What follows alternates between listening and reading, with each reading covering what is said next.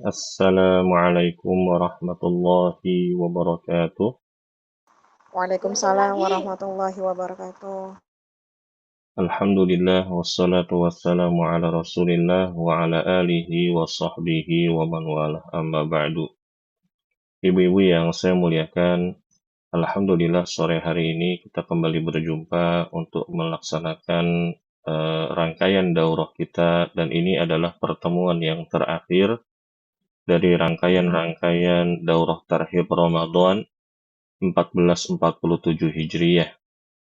Tema yang kita angkat adalah serba-serbi Hari Raya Idul Fitri ya 1447 Hijriyah. Dan insya Allah juga nanti jika ada waktu ibu-ibu ya, kita akan membahas mengenai uang THR yang diberikan oleh orang-orang terdekat kita kepada anak-anak. Bolehkah orang tua itu mengelola atau menyimpan uang THR yang diberikan kepada anak-anak kita, atau tidak boleh ya? Karena belakangan ini ya, sudah beberapa tahun ini hal ini menjadi yang viral gitu ya, karena ada tulisan-tulisan yang tidak dibangun dengan dalil yang kuat. Insya Allah nanti akan kita bahas di akhir apabila ada waktu. Baik, ibu-ibu rahimakumullah, penulis di sini mengatakan perayaan Islam atau perayaan di dalam Islam hanya ada dua macam, yaitu Idul Fitri dan Idul Adha. Berdasarkan hadis yang artinya dari Anas bin Malik radhiyallahu anhu, beliau berkata, ketika Nabi Shallallahu Alaihi Wasallam datang ke kota Madinah, yakni pertama kali hijrah dari Mekah ke Madinah, ibu-ibu ya. Penduduk Madinah itu memiliki 2 hari untuk bersenang gembira di waktu masa jahiliyah. Lalu beliau Shallallahu Alaihi Wasallam bersabda, aku datang kepada kalian sedangkan kalian memiliki 2 hari raya untuk bergembira di masa jahiliyah. Dan sesungguhnya Allah Subhanahu wa Ta'ala telah mengganti keduanya dengan yang lebih baik, yakni Hari Raya Idul Adha dan Hari Raya Idul Fitri. Hadis ini sahih, diriwayatkan oleh Imam Ahmad. Adapun perayaan dan peringatan pada zaman sekarang tidak terhitung jumlahnya, baik di negeri Muslim apalagi non-Muslim. Lihat saja betapa banyak perayaan yang diselenggarakan di kuburan, ya, petilasan, tokoh, negara, dan lain-lain dari perayaan-perayaan yang tidak diizinkan oleh Allah Subhanahu wa Ta'ala. Contoh di negara India misalnya, ibu-ibu ya. Berdasarkan penelitian, penduduk Muslim di sana memiliki 144 hari perayaan setiap tahunnya. Jadi di India itu ya, memang mereka tuh punya culture, ibu-ibu ya, punya budaya, mudah sekali untuk melakukan hal-hal yang sifatnya ritual. Ya, belakangan ada beberapa konten kreator, mereka melakukan perjalanan di India, lalu membuat sosial eksperimen gitu. Mereka bereksperimen dengan warga di sana, menyeting sesuatu, lalu membuat sebuah adegan gitu ya, dari beberapa orang yang ditentukan, misalkan megang tembok ya, atau mengelus kayak tiang begitu ya, di tengah kerumunan orang banyak, dilakukan oleh beberapa orang, maka orang-orang yang ada di sekitarnya itu mengikutinya ya, bahkan akhirnya tiang tersebut, yang tiang itu bukan apa-apa ya, dikasih bunga, diapain begitu ya. Nah, inilah kebiasaan orang-orang India di sana ya. Nah, begitu juga di Indonesia ya. Begitu banyak hari raya yang mana itu tidak berasal dari Allah dan Rasul-Nya ya. Kemudian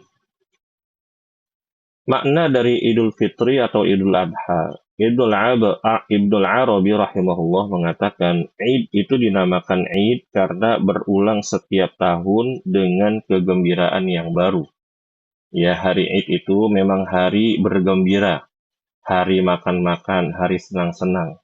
Ya, Al-Allamah Ibnu Abidin rahimahullah mengatakan dinamakan Id karena Allah menganugerahkan berbagai macam nikmat kepada hambanya sebagaimana hari-hari biasa seperti bolehnya makan setelah diwajibkannya puasa, zakat fitri, kesempurnaan haji, daging sembelihan, dan sebagainya. Demikian pula karena pada hari tersebut tampak kesenangan dan kegembiraan pada manusia. Perhatian, di sini ibu-ibu penulis memberikan tanbih ya.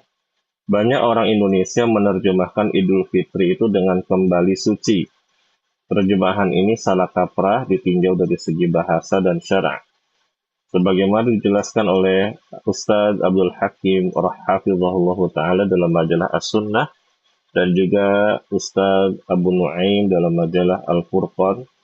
Ya, di sini menurut kedua ustadz ini adalah kembali suci itu adalah keliru. Ya, memaknai hari Idul Fitri dengan kembali suci itu adalah keliru. Kenapa? Karena Idul Fitri itu artinya hari kembali berbuka. Hari dibolehkannya makan-makan seperti biasa, seperti sebagaimana kita makan setiap hari. Hari bersenang-senang, ya. Hari menampakkan kegembiraan. Ya. Namun ini hanya masalah bahasa saja, ibu-ibu ya. Jadi tidak perlu dipermasalahkan atau tidak perlu diributkan. Kemudian sunnah-sunnah sebelum hari raya. Yang pertama, ibu-ibu rahimakumullah, kita disunnahkan mandi. Ya, hadis-hadis ya yang menyebutkan bahwa Rasulullah Shallallahu Alaihi Wasallam mandi ketika mau berangkat sholat Id, baik itu Idul Adha ataupun Idul Fitri, semuanya lemah. Ya, ini dikatakan oleh Al-Imam Al-Bazzar dan juga Syekh Ali bin Hasan Al-Halabi rahimahullahu ta'ala. Dan beliau adalah murid senior dari Syekh Muhammad Nasiruddin Al-Albani, muhaddits abad ini. Jadi tidak ada hadis yang sahih, ibu-ibu. Ya, derajatnya semuanya lemah. Namun, keterangan mandi sebelum melaksanakan sholat Id itu ada asarnya dari Abdullah bin Umar, ya anaknya Umar bin Al-Khattab, ya, yang mana asar tersebut meriwayatkan Ibnu Umar itu mandi sebagaimana mandi Jumat, ya, mandi seperti kita mandi besar gitu ibu-ibu ya, ya, ya, seperti mandi di hari Jumat. Ketika beliau ingin berangkat menuju sholat Id, baik itu Idul Adha maupun Idul Fitri. Ya. Itu yang sunnah pertama. Jadi kita disunnahkan untuk mandi. Ya, mandi semua ya, keramas, ya, badan disabunin, ya, begitu. Pokoknya bersih lah, ya, agar tampak syiar bahwa agama Islam itu adalah agama yang mencintai sesuatu yang bersih, ya, begitu. Lalu yang kedua, ibu-ibu berpakaian yang bagus, ya. Al-Allamah Ibnul Qayyim Al-Jauziyah rahimahullah mengatakan, Nabi Shallallahu Alaihi Wasallam memakai pakaian terbagusnya. Perhatikan ibu-ibu, pakaian terbaik, pakaian terbagus untuk sholat di hari raya. Beliau memiliki pakaian khusus untuk sholat hari raya dan sholat Jumat. Diriwayatkan ibu-ibu, pakaian yang beliau gunakan itu berwarna hijau. Ya, berwarna hijau. Ini khusus untuk laki-laki ibu-ibu ya. Begitu. Lalu Al-Hafidh Ibnu Hajar rahimahullah berkata, Ibnu Abi Dunya dan Al-Baihaqi meriwayatkan dengan sanad sahih bahwa Ibnu Umar radhiyallahu anhuma memakai pakaian terbagusnya untuk sholat 2 hari raya. Kemudian Imam Malik pun meriwayatkan atau mengatakan, saya mendengar para ahli ilmu mereka menyunnahkan seseorang menggunakan minyak wangi dan pakaian terbaik atau pakaian yang bagus pada setiap hari raya. Nah, ibu-ibu rahimakumullah, untuk laki-laki, ya maka dia disukai dan disunahkan untuk menggunakan parfum, ya parfum. Ya. Adapun perempuan, maka boleh menggunakan parfum, tapi parfum yang tidak terlalu menyengat. Yang mana parfum tersebut parfum yang soft, ya ibu-ibu. Atau minimal menggunakan deodoran agar nggak bau badan. Ya. Contoh parfum yang soft itu seperti apa, Ustadz? Seperti parfum yang kita gunakan yang hanya bisa dicium oleh kita sendiri atau orang yang di sebelah kita. Ya. Nah, parfum yang dilarang bagi wanita adalah parfum yang wanginya itu menyerbak. Maksudnya itu ibu nih udah lewat dari misalkan lagi jalan gitu ya. Orang yang berada di sekitar situ masih bisa mencium wanginya. Nah, ini parfum yang tidak boleh. Ya, padahal ibunya udah jauh, udah 10 meter, tapi parfumnya masih menyengat. Nah, ini yang tidak boleh, ini yang haram. Ya, tidak boleh seorang wanita menggunakan parfum yang kuat wanginya. Kemudian mengenai pakaian, ibu-ibu rahimakumullah, pakaian bagus ya adalah pakaian yang memiliki sifat ketakwaan, yaitu pakaian yang syar'i bagi wanita menutup auratnya dari ujung kepala hingga ujung kaki kecuali wajah dan telapak tangan. Apabila menggunakan khimar ya jilbab, maka gunakan jilbab yang panjang yang menutupi minimal sampai perutnya. Kalau bagian belakang sampai, mohon maaf, bokongnya. Itu minimal. Ya. Minimal dia menutupi bagian depannya hingga perutnya. Adapun bagian belakang dia menutupi hingga bokongnya. Apapun jilbabnya, mau jilbab segi empat kah, mau jilbab yang model-model zaman sekarang kah. Yang penting jilbab itu panjang, lebar, dan tidak tipis, ya tidak menerawang. Lalu, Ustadz, adakah warna-warna yang dilarang bagi wanita? Ya, nah ini dikembalikan oleh uruf ibu-ibu ya. Kalau di Saudi, perempuan nggak boleh pakai warna putih, ya, untuk di depan umum, setahu saya. Ya, setahu saya. Adapun di Indonesia, ya, selama baju warna putih tersebut tidak menerawang, ya, karena biasanya ibu-ibu pakaian yang warna putih itu tembus pandang, nerawang, ya, begitu. Itu biasanya, ya, biasanya nerawang. Nah, ini ibu-ibu kalau bisa tebal pakaiannya, walaupun warna putih tidak masalah, ya, begitu. Tapi yang terbaik adalah ibu-ibu rahimakumullah warna-warna yang cenderung gelap, ya. Ini pakaian yang anggun insya Allah ya, biar walaupun tidak mesti hitam, ya. Tapi cenderung gelap ini lebih disukai, ya, untuk para wanita. Seperti itu. Lalu ibu-ibu rahimakumullah, apabila kita memiliki anak-anak gadis, anak-anak perempuan yang sudah usianya 9 tahun ke atas, walaupun mereka belum baligh, maka tolong dikondisikan. Kadang mereka berangkat dari rumah nggak pakai jilbab, ya. Kadang mereka berangkat dari rumah nggak pakai jilbab, mukanya ditenteng, ya begitu. Maka diajarkan, karena usia 9 tahun itu menurut para fuqaha udah bisa menarik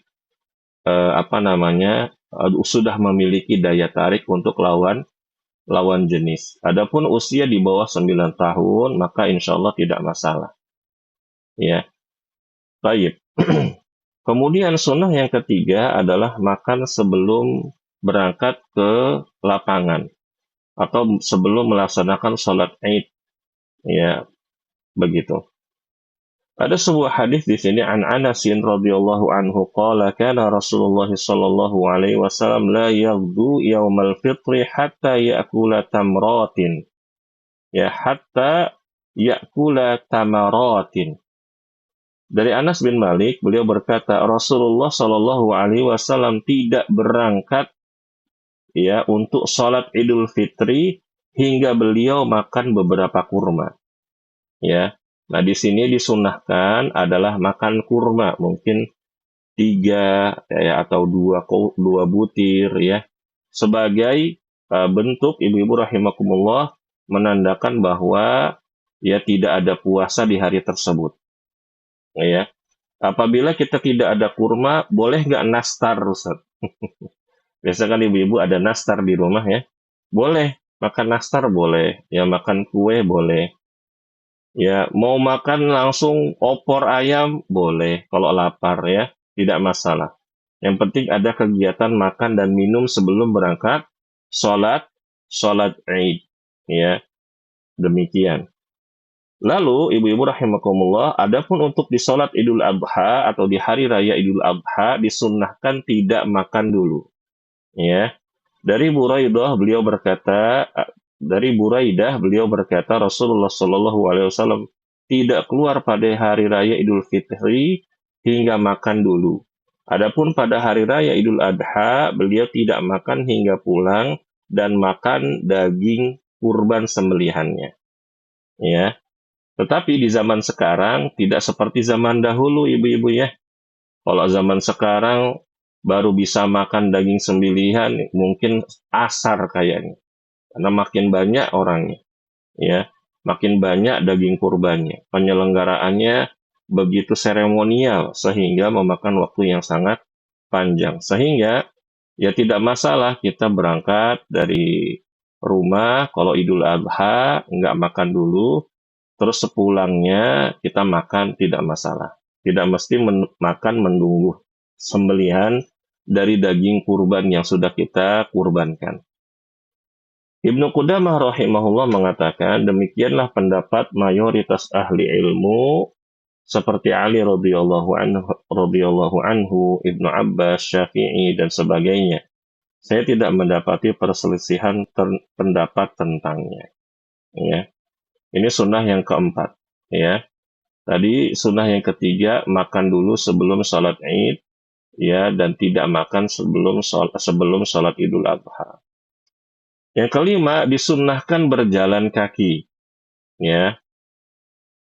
An Ali radhiyallahu anhu qala minas sunnati an takhruja ilal idi masyian. Dari Ali radhiyallahu anhu, beliau berkata termasuk sunnah yaitu engkau keluar sholat hari raya dengan berjalan kaki. Ya. Sholat di hari raya, ibu-ibu sholat Id itu dengan jalan kaki. Hikmahnya banyak sekali, diantaranya lebih menyemarakkan syiar Islam, merendahkan diri dan tidak sombong, menjalin kebersamaan dan tidak mengganggu orang yang berjalan. Adapun kalau ada uzur seperti tempat lapangannya jauh, sudah tua atau sakit, maka boleh berkendaraan. Wallahu a'lam bishawab. Nah inilah ibu-ibu ya, apabila kita mendapati tempat sholat Id kita itu dekat, maka disunnahkan kita jalan kaki. Namun, Ustadz, ada bayi, ada ibu yang sudah ada nenek, ada kakek yang sudah tua, ya, atau hujan, ya, boleh menggunakan kendaraan, ya. Lalu yang keenam, menempuh jalan yang berbeda.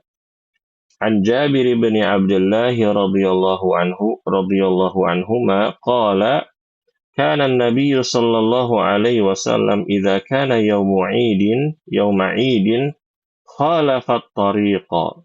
Dari Jabir bin Abdullah, beliau berkata, Rasulullah apabila berangkat dan pulang pada hari raya, yaitu berangkat mau ke lapangan, terus pulangnya, maka beliau mengambil jalan yang berbeda. Ya, nah ini sunnahnya demikian ibu-ibu ya. Jadi kalau misalkan kita rutenya memungkinkan untuk memutar, maka itu paling bagus. Ya. Adapun kalau misalkan Ustadz kalau muter makin jauh Ustadz, ya capek kita jalan, ya maka tidak masalah. Ya, ini hanya sunnah saja. Tetapi ibu-ibu rahimakumullah, ini sunnah yang sudah hilang, ya.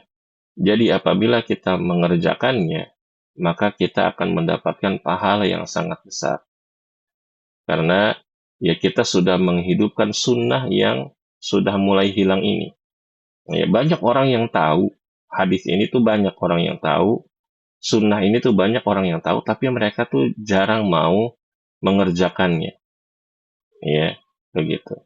Mungkin misalkan gini ibu-ibu, apabila ada jalan-jalan, misalkan kalau cuma satu jalan nih, gitu ya, cuma mungkin ada gang yang kita bisa muter di situ, ada belokan yang bisa kita muter di situ, di jalur yang sama, maka kita coba. Ya, mudah-mudahan itu termasuk mengamalkan sunnah. Ya, demikian. Kemudian, ya, yang ketujuh adalah bertakbir. Nah, ibu-ibu rahimakumullah, takbiran, ya, begitu. Kana yakhruju yaumal fitri fayukabbiru hatta ya'tiyal musalla wa hatta yaqdiyas salata fa idza qada as-salata qata'a at-takbira. Nabi Shallallahu alaihi wasallam apabila pada hari raya Idul Fitri, beliau bertakbir sehingga sampai di lapangan dan melaksanakan sholat. Apabila selesai sholat, maka beliau memutus takbirnya. Perhatikan ibu-ibu, kalau Idul Fitri, takbiran itu selesai setelah sholat Id. Ya, takbirannya selesai setelah sholat Id. Berbeda dengan Idul Adha. Ya, Idul Adha itu takbirannya selesai pada hari ketiga waktu maghrib di hari tasyrik. Ya, nah kalau di Indonesia kadang takbirannya sampai seminggu, ya ibu-ibu ya, kalau Idul Fitri ya begitu. Nah ini nggak boleh ya, ini keliru ya. Jadi takbiran pada hari raya Idul Fitri itu selesai ketika setelah sholat Id, ya begitu. Nah, kemudian ibu-ibu rahimakumullah, ya,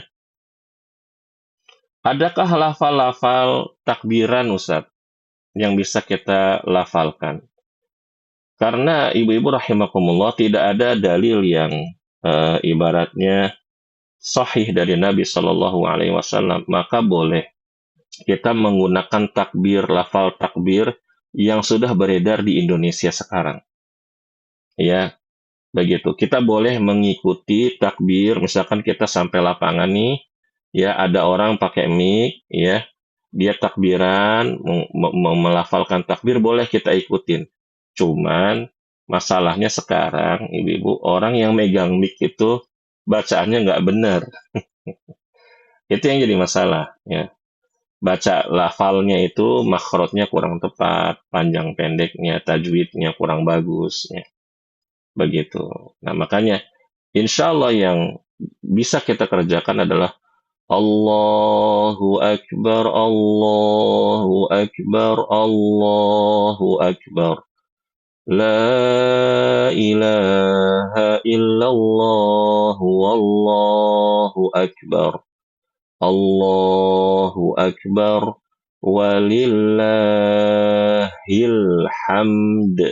Seperti itu. Itu aja diulang-ulang. Ya, seperti itu. Ya, baik. Kemudian, ibu-ibu rahimakumullah, ya, sholat hari raya. Ya, kita masuk pada sholat hari raya. Kita akan mengenal fikihnya secara ringkas, ibu-ibu ya. Nah, yang pertama, hukum sholat hari raya. Ini sholat Idul Fitri dan Idul Adha itu hukumnya seperti apa sih? Ya, di sini sholat hari raya hukumnya fardu ain. Ya, menurut pendapat yang lebih kuat berdasarkan hadis. Ya, ini dari Ummu Atiyah radhiyallahu anha, beliau berkata, Rasulullah Shallallahu Alaihi Wasallam memerintahkan kepada kami untuk mengeluarkan gadis-gadis yang menjelang usia balik, wanita-wanita yang sedang haid, dan gadis-gadis pingitan yang masih dalam masa khitbah, ibu-ibu ya, mau menikah pada hari raya Idul Fitri dan Idul Adha. Adapun wanita yang haid, mereka menjauhi tempat sholat dan menghadiri kebaikan dan undangan kaum muslimin. Saya berkata, wahai Rasulullah, seorang di antara kami tidak punya jilbab. Apakah dia diperbolehkan tidak berangkat? Maka Rasulullah menjawab, hendaknya temannya meminjamkan jilbabnya sehingga mereka menyaksikan kebaikan dan undangan kaum muslimin. Kemudian hadis yang kedua dari saudarinya Abdullah bin Rawahah Al-Ansari.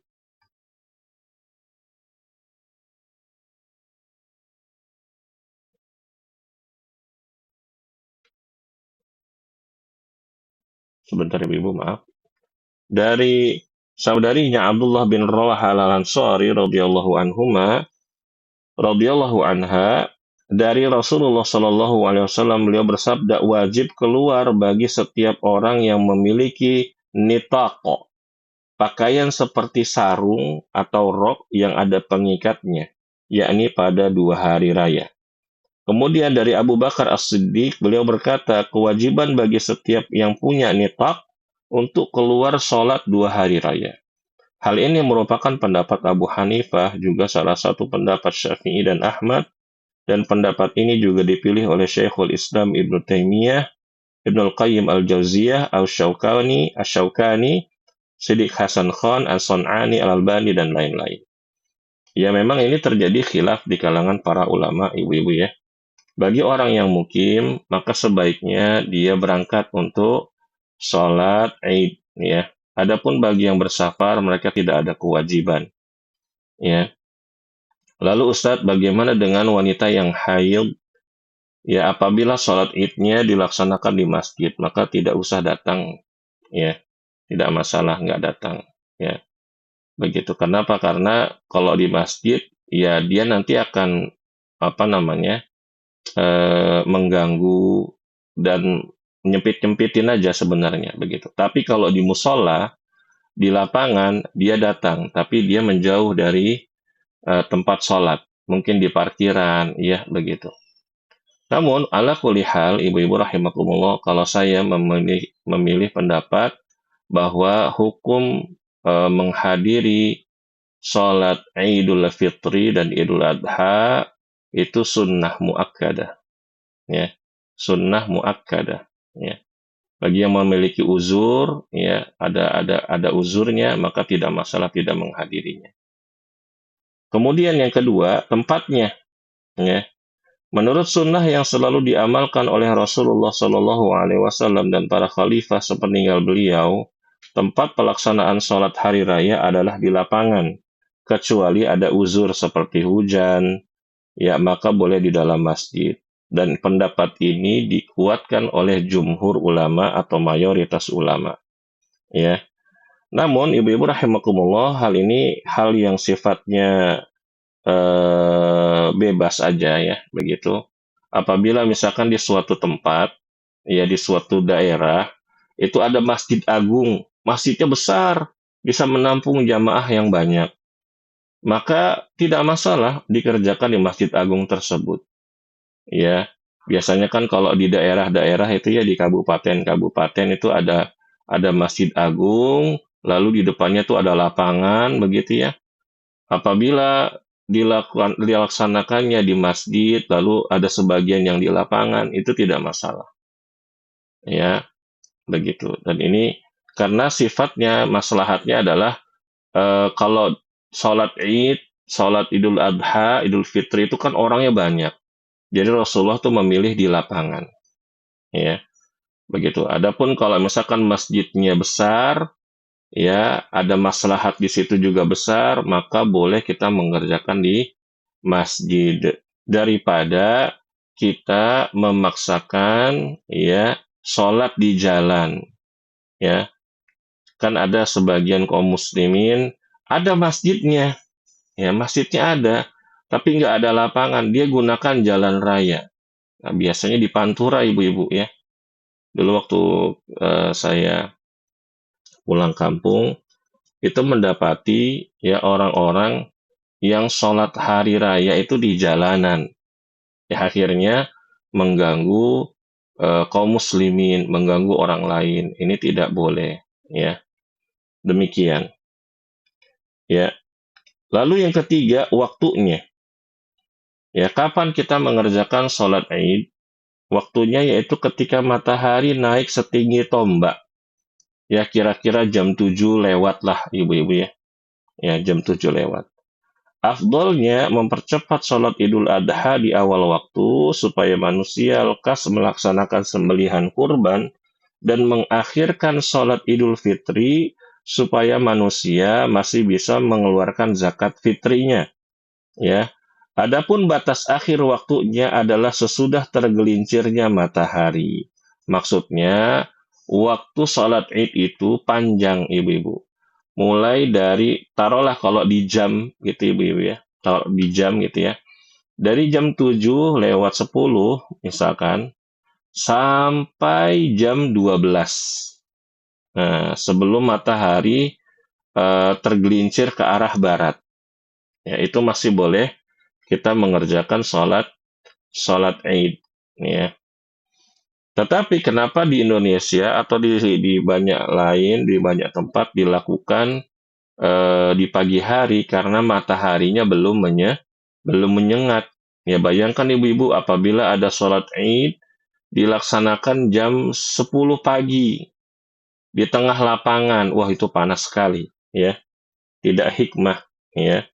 Demikian. Nah, akan tetapi apabila kabar datangnya hari Id baru sampai padanya ketika waktu sudah habis, maka sholat Id ditunda besok harinya. Berdasarkan hadis dari Abu Umair bin Anas dari paman-pamannya yang termasuk sahabat Nabi, bahwasanya mereka menyaksikan hilal pada hari kemarin. Maka Nabi Shallallahu Alaihi Wasallam memerintahkan kepada mereka supaya berbuka dan di waktu paginya supaya pergi ke lapangan. Ya, di sini ada kodok lah ibaratnya begitu, ibu-ibu ya. Bagi mereka yang salah kaprah atau salah informasi. Namun di zaman sekarang salah informasi itu tidak memungkinkan karena informasi sekarang bisa kita dapatkan ya dengan mudah. Kemudian yang keempat, apakah ada sholat sebelum dan sesudahnya? Dari Ibnu Abbas radhiyallahu anhu, beliau berkata, Nabi Shallallahu Alaihi Wasallam sholat Idul Fitri 2 rakaat. Beliau tidak sholat sebelum dan sesudahnya. Al-Hafidh Ibnu Hajar mengatakan kesimpulannya tidak ada sholat sunnah sebelum dan sesudahnya. Berbeda halnya dengan orang yang menyamakannya dengan Jumat. Ya. Akan tetapi ada riwayat yang zahirnya bertentangan dengan hadis di atas. Dari Abu Sa'id radhiyallahu anhu beliau berkata Rasulullah shallallahu alaihi wasallam tidak pernah sholat sebelum Id, tetapi apabila pulang ke rumahnya beliau sholat 2 rakaat. Nah, cara mengkompromikan dua dalil di atas yaitu peniadaan hadis pertama di atas khusus di lapangan saja. Jadi ibu-ibu, kalau kita sholat Id di lapangan, maka nggak ada sholat tahiyat masjid. Tidak ada sholat tahiyat lapangan, nggak ada. Jadi ibu-ibu datang ke tempat lapangan langsung duduk, ya, langsung ikut takbir, ya, ya. Demikian. Apabila ada teman di sebelah, ya kita salaman, kita tanya kabarnya, ya. Tetapi kita fokusnya adalah bertakbir. Jangan tanya, Masya Allah gimana kabarnya? Udah habis bikin berapa toples nastarnya? Jangan begitu. Ya, jangan sibuk, Masya Allah ini gamisnya bagus banget. Enggak, kita jangan bahas itu dulu. Kita fokus bertakbir, ya. Karena itu adalah waktu-waktu yang sangat ditekankan untuk bertakbir, ya. Kemudian, ibu-ibu rahimakumullah, apabila kita mengerjakan sholat Id di masjid, maka orang itu boleh sholat tahiyatul masjid. Ya, ibu-ibu nih, Ustadz, saya pulang kampung, ternyata ngadain sholatnya di masjid. Saya boleh sholat tahiyatul masjid? Boleh, ibu. Tapi di dalam masjid ya, Bu ya. Bukan, jadi gini kan kadang, masjid itu mungkin nggak terlalu besar, jamaah yang ada yang di dalam dan ada yang di luar. Di parkiran lah gitu ibu-ibu ya. Nah kalau di parkiran nggak ada sholat tahiyatul masjid. Salat tahiyatul masjidnya hanya ada di dalam masjid saja, ya. Lalu yang kelima, apakah ada adzan dan iqamat? Ya. An Jabir bin Samurah radhiyallahu anhu qala shallaitu ma'a Rasulillah sallallahu alaihi wasallam al-'idain ghaira marratin wala marrataini bi ghairi adanin wala iqamatin. Dari Jabir bin Samurah, saya sholat 2 hari raya bersama Rasulullah, tidak hanya sekali atau 2 kali, jadi sering beliau ya, sholat Id bersama Rasulullah. Dan tidak ada azan dan juga tidak ada iqamat. Ya, begitu. Yang dilafalkan oleh para muadzin, ya gitu ibu-ibu ya, muadzin untuk memanggil kaum muslimin itu mereka menyerukan, mereka meneriakkan as-salatu jami'ah, as-salatu jami'ah, as-salatu jami'ah. Nah, begitu. Ini yang disunnahkan. Ya, begitu ya.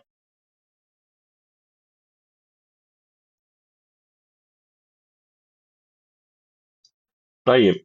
Dan ini boleh apa namanya dilaksanakan ibu-ibu ya, walaupun di sini Imam As-Sun'ani mengatakan itu adalah hal yang tidak boleh dikerjakan, ya ini bid'ah.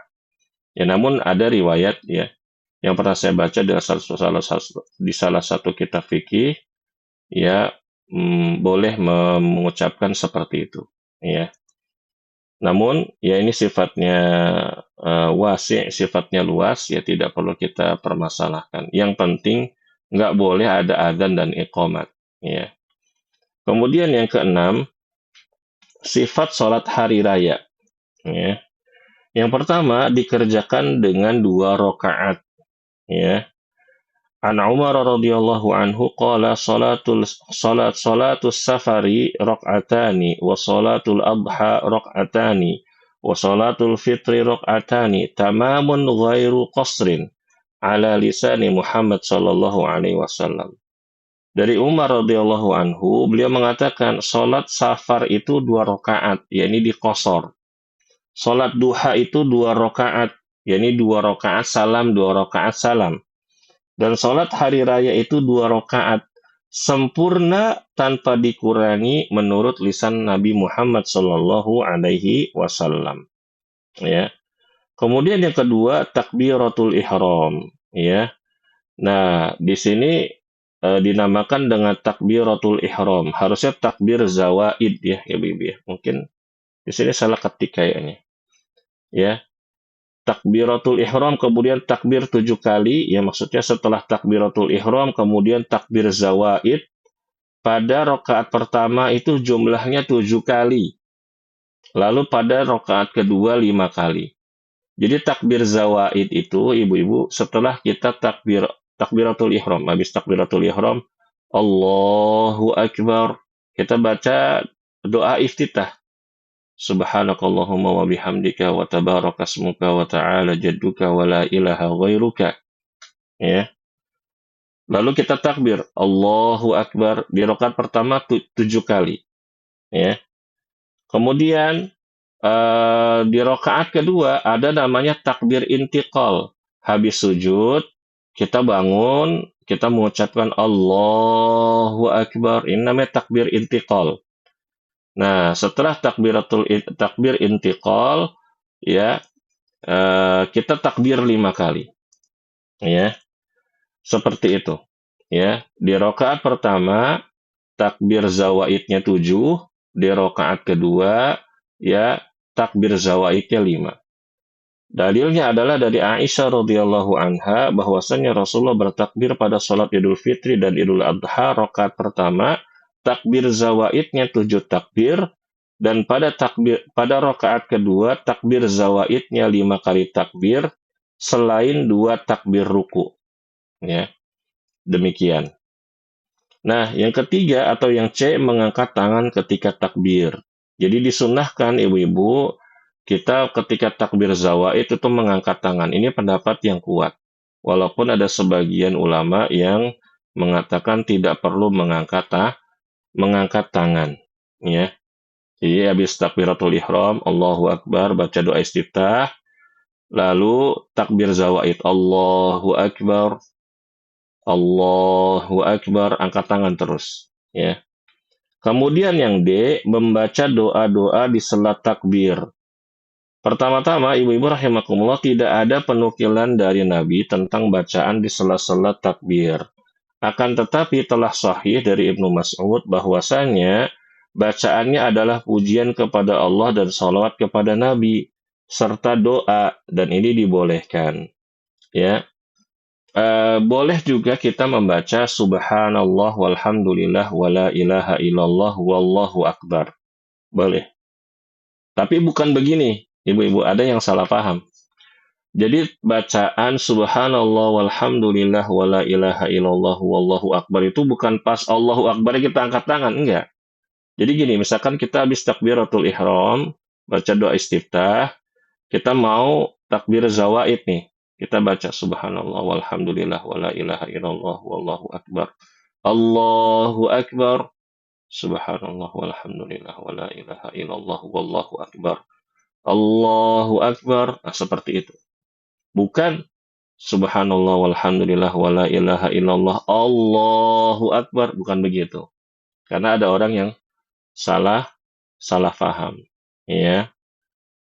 Atau baca salawat boleh. Allahumma sholli ala Muhammad wa ala ali Muhammad. Allahu akbar boleh. Dan ini bebas, ya. Kalau diem aja gimana Ustaz? Ya nggak apa-apa, diem aja juga tidak masalah, ya. Seperti itu ibu-ibu. Ustaz, gimana kalau misalkan takbirnya kenceng? Ya, kenceng-kenceng gimana? Nah, itu tidak disukai. Cukup imam saja yang takbirnya kenceng. Ibu-ibu nggak usah kenceng-kenceng. Takutnya ganggu sebelah. Ada sebagian orang kan, ya dia bukan muadzin, bukan mubaligh, ya, begitu. Jadi muadzin itu sifat punya memiliki tugas mubaligh, menyampaikan suara imam kepada jamaah.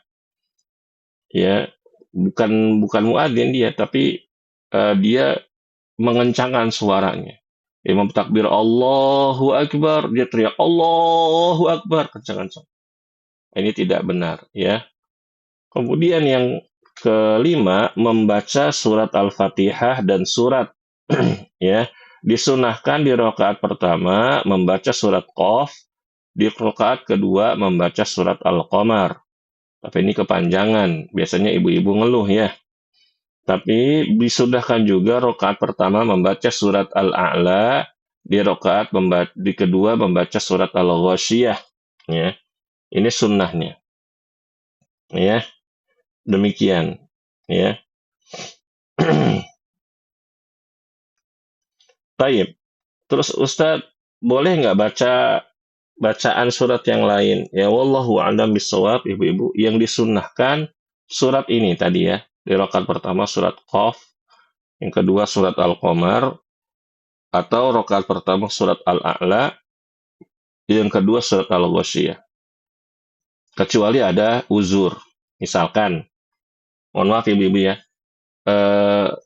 lagi sholat, tiba-tiba ada kejadian di luar dugaan. Ya entahlah apa, pokoknya gitu, yang intinya adalah sholat harus segera selesai. Ya. Maka boleh membaca surat yang pendek seperti Qulhu, surat An-Nas, boleh, tidak masalah. Ya, demikian ibu-ibu ya. Ya, dan ini sifatnya adalah sunnah, gitu ya, karena surat Al-A'la, Al-Ghasyiyah ini sifatnya sunnah. Kemudian yang keenam, gerakan lainnya seperti sifat sholat biasanya, tidak ada perbedaan. Jadi sholatnya seperti sholat yang lain, ya. Tidak ada perbedaan, hanya tadi tambahannya takbir zawaid saja. Yang namanya takbir zawaid. Rakaat pertama 7 kali, rakaat kedua 5 kali. Yang ketujuh, ketinggalan sholat hari raya. Nah ini gimana nih? Kan kita mungkin pernah ya Bu ya. Ya ngalamin ketinggalan sholat hari raya. Kita nyampe udah khutbah ternyata. Ya. Nah di sini penulis mengatakan ya, ya, menukil dari berbagai pendapat para ulama, di antaranya Al-Hafidz Ibnu Hajar. Beliau mengatakan disyariatkannya sholat id bagi yang ketinggalan secara berjamaah, baik karena urusan doruri atau tidak. Lalu yang kedua, menggantinya sebanyak 2 rakaat. Imam Malik mengatakan setiap orang yang sholat id sendirian, baik laki-laki maupun perempuan, menurut saya dia takbir 7 kali pada rakaat pertama, sebelum membaca surat Al-Fatihah dan surat pendek, kemudian takbir 5 kali pada rakaat kedua. Dan saya pernah ngalamin, Ibu, punya pengalaman pribadi di kampung istri, ya, eh, berangkat sebelum jam 7 kurang lah. Pokoknya saya berangkat tuh jam jam 7-an. Ternyata sampai di tempat itu sudah khutbah. Maka orang-orang pada bingung kan. Yang barengan saya tuh pada bingung. Akhirnya saya gelar sajadah, saya sholat. Saya sholat id sendiri. Tapi ternyata di belakang pada ngikut. Ya. Nah ini yang benar. Nah, ini yang benar. Tetap sholatnya sama, sholat 2 rakaat ya dengan takbir zawaid masing-masing pada rakaatnya, namun dipendekkan sholatnya. Maksudnya jangan kita baca di rakaat pertama surat Al-A'la juga, di rakaat kedua surat Al-Ghasyiyah juga, tidak dipendekkan sholatnya. Bisa di rakaat pertama baca surat Al-Wal Asr, di rakaat kedua Al-Kautsar, ya, yang penting disegerakan. Kenapa? Karena kita harus mendengarkan khutbah. Jadi ibu-ibu kalau ketinggalan masih khutbah sampai di tempat, di lapangan kah atau di masjid kah, sholat. Jangan bengong, jangan putar balik. Ya udah selesai sholatnya, udah khutbah, malu Enggak, justru di situ ibu mendapatkan pahala. Kenapa? Ngajarin orang yang nggak tahu. Karena kadang orang-orang itu pada bingung, kalau terlambat ngapain ya? Ada yang mereka pulang, ada yang mereka cuma duduk aja, dengerin khutbah gitu ya. Nah, kesempatan kita mengajarkan orang-orang, ya kalau kita terlambat tuh harusnya kita sholat 2 rakaat, sebagaimana tadi sholat Id, ya. Demikian, ibu-ibu. Kemudian, ibu-ibu rahimakumullah, ya. Yang kedelapan, takbir hukumnya sunnah. Apabila seseorang meninggalkannya baik secara sengaja maupun lupa, ya, maka tidak membatalkan sholat tanpa ada perselisihan pendapat di kalangan ulama. Jadi kalau misalkan gini, Ibu, ada imam, ya, ada imam, takbir zawaidnya dia lupa, di rakaat pertama dia kurang 1. Makmum nggak usah sibuk, subhanallah, nggak usah subhanallah, subhanallah. Ya udah baca surat Al-Fatihah, ya udah nggak apa-apa, biarinin aja. Atau di rakaat kedua dia lupa, dia takbirnya melebihi dari 5, 6 gitu misalkan, ya begitu. Ya, ini tidak perlu dipermasalahkan kalau imam lupa baca takbir zawaid karena hukumnya sunnah. Kemudian ibu-ibu khutbah hari raya. Setelah selesai sholat, ibu-ibu, kita dianjurkan, perhatikan, dianjurkan mendengarkan khutbah. Ya. Ali bin Abbas radhiyallahu anhu qala syahidtul 'ida ma'a Rasulillah sallallahu alaihi wasallam wa Abi Bakrin wa Umar wa Utsman fakulluhum kanu yusalluna qabla al-khutbati. Ibnu Abbas mengatakan, saya menyaksikan Id bersama Rasulullah, Abu Bakar, Umar, dan Utsman, dan mereka semua sholat lebih dahulu sebelum khutbah. Jadi khutbah itu adalah termasuk rangkaian dari sholat Id, ya, begitu. Inilah sunnah yang dipraktikkan oleh para sahabat dan para ulama salaf hingga sekarang, dan diceritakan bahwa orang yang pertama kali mendahulukan khutbah sebelum sholat adalah Marwan bin Al-Hakam. Dan hendaknya para khatib menggunakan kesempatan emas ini untuk membimbing umat dan menjelaskan pada mereka tentang pokok-pokok agama dan ketakwaan. Lebih utamanya adalah masalah tauhid dan syirik. Dan janganlah membicarakan masalah-masalah yang tidak ada gunanya seperti politik, mengkritik pemerintahan, ilmu filsafat, tasawuf, dan sebagainya. Dan ibu-ibu rahimakumullah, beberapa tahun yang lalu, ya, ada khotib viral ketika sholat Id, dia bahas politik, lalu ditinggalkan oleh jamaahnya. Itu gimana Ustadz? Boleh. Jadi ibu-ibu nih, lagi khutbah nih, misalkan nih khotibnya, dia bahas politik, apalagi bahas misalkan politik masalah Iran dan Israel, Amerika, besok nih, ini kan lagi hangat-hangatnya, ya, bahas gitu. Fokusnya ke situ, bukan menjelaskan tentang kesesatan Israel kah, kesesatan Iran kah, bukan bukan menjelaskan itu ya. Karena menjelaskan kesesatan kedua kelompok ini itu termasuk bagian dari agama. Ya, tapi ini bicaranya memberikan seolah-olah seperti dukungan politik. Boleh kita tinggalkan. Ya. Karena itu bukan pada tempatnya. Dan itu adalah perbuatan yang sangat tepat, yang memberikan sanksi sosial sama khotib yang kayak begitu, agar tahun depan dia jangan ngulangin lagi. Ya, begitu. Khotib itu harus mengajarkan umat, menyampaikan umat tentang tauhid, tentang syirik, mengingatkan manusia akan nikmat Allah, mengingatkan manusia tentang surga dan neraka. Itu isinya, ya. Dan khutbah Id itu ada silang pendapat. Ada yang mengatakan 1 kali atau 2 kali. Tapi seolah saya mengikuti pendapat yang 1 kali saja. Ya. Kenapa? Karena khutbah yang 2 kali itu sanatnya atau dalilnya lemah. Ibu-ibu rahimakumullah. Ya. Jadi sholat Id itu khutbahnya cuma sekali. Ya. Kemudian apabila hari sholat Id itu bertepatan dengan hari Jumat, maka ada 2 kondisi ya bagi laki-laki ibu-ibu ya. Kondisi yang pertama, tidak wajib sholat Jumat. Dalilnya adalah Rasulullah Shallallahu Alaihi Wasallam ya, dari hadis Rasul dari hadis Abu Hurairah radhiyallahu anhu ya, pada hari ini telah berkumpul 2 hari raya pada kalian ya, Rasulullah mengatakan demikian. Maka barang siapa yang ingin, sesungguhnya tidak wajib sholat Jumat baginya, tetapi kami melaksanakannya. Maksudnya ibu-ibu, bagi orang-orang, bagi laki-laki yang bukan DKM, ya, maka dia tidak masalah tidak sholat Jumat. Ya, apabila paginya tadi sudah sholat Id. Ya, dan tidak boleh dicela. Perhatikan ibu-ibu. Nggak boleh dicela. Ibu nih lihat suami. Ya, Abi kok nggak sholat Jumat? Lah, kan tadi kan udah sholat Id. Sono pergi sholat Jumat. Sayang pahalanya. Ngapain di rumah gitu? Nggak usah.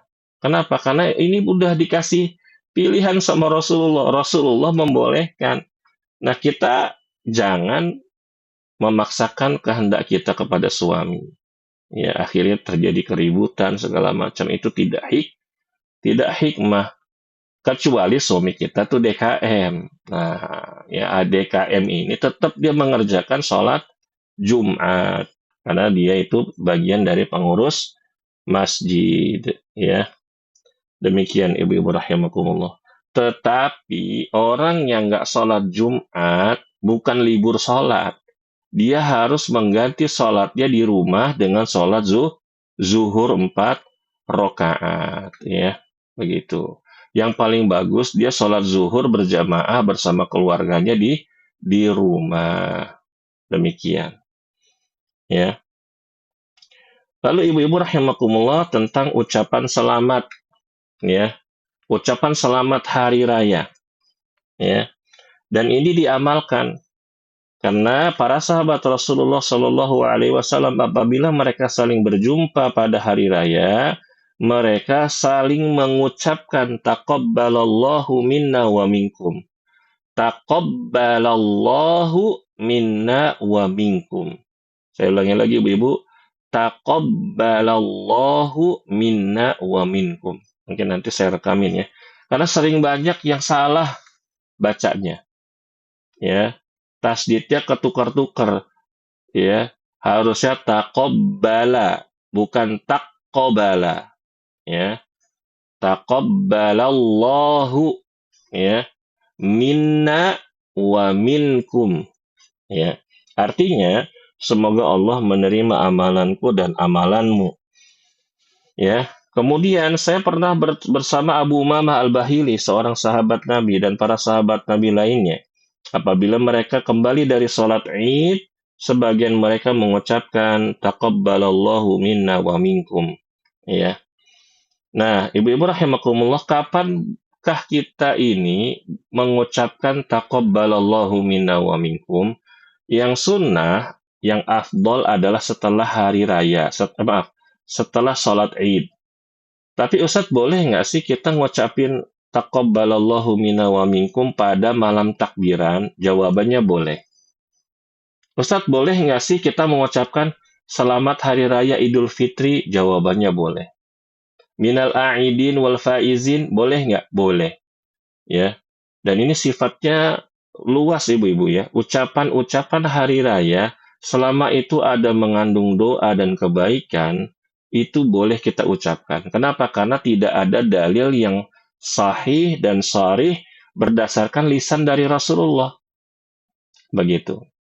Saya ulangi. Ucapan selamat yang afdol adalah taqabbalallahu minna wa minkum. Kenapa? Karena ini diamalkan oleh para sahabat. Adapun selain dari itu, selama lafalnya itu adalah baik, doa itu tidak masalah. Ya, kita ucapkan selamat hari lebaran ya, begitu. Mudah-mudahan Allah menerima seluruh amal soleh kita, mengampuni dosa-dosa kita, mengembalikan kita kepada fitrah dan sebagainya. Boleh. Mengucapkan minal a'idin wal faizin, tidak masalah. Ya, dan ini tidak perlu diributkan, ibu-ibu rahimakumullah. Misalkan ada orang datang bertamu kepada kita, ya, ibu, mohon maaf lahir batin ya, minal a'idin wal faizin. Jangan bilang, wah bid'ah, saya nggak tempatnya. Jangan katakan demikian. Ini hari raya, hari bahagia. Ya, kita cukup balas, oh iya ibu, salam, mohon maaf lahir batin juga, minal aidin wal faizin. Kita tambahkan, taqabbalallahu minna wa minkum. Nah, itu kan jadi syiar. Apa tadi ngomong apa? Taqabbalallahu minna wa minkum. Itu apa ya artinya? Nah, kita jadi punya kesempatan untuk berdakwah. Jadi ibu, kalau kita tuh lebaran, kita ngucapin taqabbalallahu minna wa minkum. Artinya semoga Allah menerima seluruh amalanku dan amalanmu. Nah, jadinya dia tahu kan? Begitu bisa jadi nanti dia pun nyampein ke teman-temannya. Jadilah itu pahala jariyah. Baik, ibu-ibu rahimakumullah, masih ada waktu. Kemudian gimana Ustadz kalau misalkan ya ada orang non-muslim mengucapkan selamat hari raya kepada kita, ya. Ya kita ucapkan terima kasih, begitu. Ya kita ucapkan terima kasih saja, ya. Tidak perlu kita apa namanya membalas secara berlebihan, ya. Membalas secara berlebihan. Baik, ibu-ibu rahimakumullah, udah jam 4:30 ya. Untuk pembahasan THR yang sering diperbincangkan di tengah-tengah hari raya atau pas momen hari raya, apakah anak-anak kita yang dikasih THR usianya itu belum balik, boleh kita handle uang THR-nya? Jawabannya itu boleh. Ya, adapun nanti lebih jelasnya, saya akan share tulisannya ke ibu-ibu ya, perinciannya karena waktunya sudah tidak memungkinkan, sudah 1 jam lebih. Dan apabila ada ibu-ibu ada pertanyaan mengenai masalah hari raya, masalah safar, atau masalah zakat, ya bisa ditanyakan di grup. Ya. Mudah-mudahan rangkaian daurah kita pada tahun 1447 Hijriah, Ramadan kali ini, menjadi sarana ilmu yang bermanfaat. Ya. Apabila saya memiliki kesalahan dalam penyampaian, ya, atau mungkin ada yang tidak sepaham atau tidak sependapat dengan apa yang ibu-ibu pahami dari bagian agama kita ini, maka kita berlapang dada satu sama lain, ya. Dan akhir kalam, ibu-ibu rahimakumullah, semoga Allah Subhanahu wa taala melipat gandakan seluruh amal soleh kita, dan semoga Allah Subhanahu wa taala ya memudahkan kita untuk mengerjakan amal soleh di 10 hari terakhir ini.